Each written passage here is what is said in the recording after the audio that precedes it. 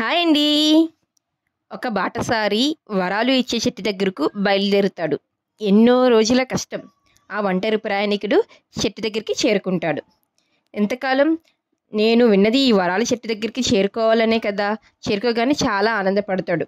అడిగిన వరం ఏదైనా ఇచ్చే చెట్టు ఆ చెట్టు దగ్గర కూర్చుంటాడు. ఇది ఇంతకీ వరాల చెట్టో కాదో అని పరీక్షిద్దామని ఆ చెట్టుని బాగా పరీక్షించి, నేను బాగా అలసిపోయాను, నాకు ఆకలిగా ఉంది, నాకు భోజనం కావాలి అని అనుకుంటాడు. ఇలా అనుకున్న వెంటనే భోజనం అప్పుడే వండినట్టు వేడి వేడి భోజనం అతని ముందు ప్రత్యక్షమవుతుంది. చూసిన వెంటనే ఆశ్చర్యం, అసలు ఎవరూ లేరు, ఇన్ని పద్ధతులు ఎలా వచ్చాయి అని అనుకుంటాడు. ఇంత భోజనం వచ్చినప్పుడు మంచినీళ్ళు కూడా రావాలి కదా అని అనుకుంటాడు.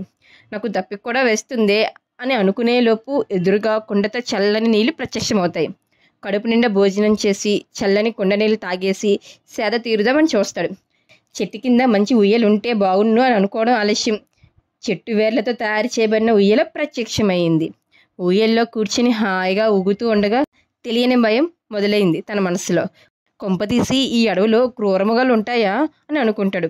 అనుకునేదే తడువు. తన ముందుకి ఒక సింహం నడుచుకుంటూ వచ్చి నిలబడింది. ఆ సింహం ఆ బాటసారిని చూస్తూ నిలబడింది. వెంటనే బాటసారికి భయం మొదలైంది. ఈ పుల్లి కదలట్లేదు కదా, కొంపతీసి ఇది నన్ను తినేది కదా అని అనుకుంటాడు.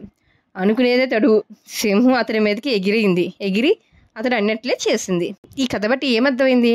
మన ఆలోచనలే మన జీవితం. మంచి ఆలోచించేంతసేపు మంచి అనుభవంలో వస్తుంది. ఒక్కసారి భయం స్టార్ట్ అయితే నెగిటివ్ ఆలోచనలు మనల్ని అగాధంలో పడేస్తాయి. మన మంచి ఆలోచనలు మన జీవితాన్ని వెలుగుతో నింపుతాయి. మధ్యతరగతి కుటుంబాల్లో ఆశ, ధైర్యమే నిజమైన ఆస్తులు. అందుకే ఎప్పుడు మంచిగా ఆలోచించండి, మనసు బలంగా ఉంచుకోండి. అప్పుడు జీవితం కూడా మన కోసం అందంగా మారుతుంది.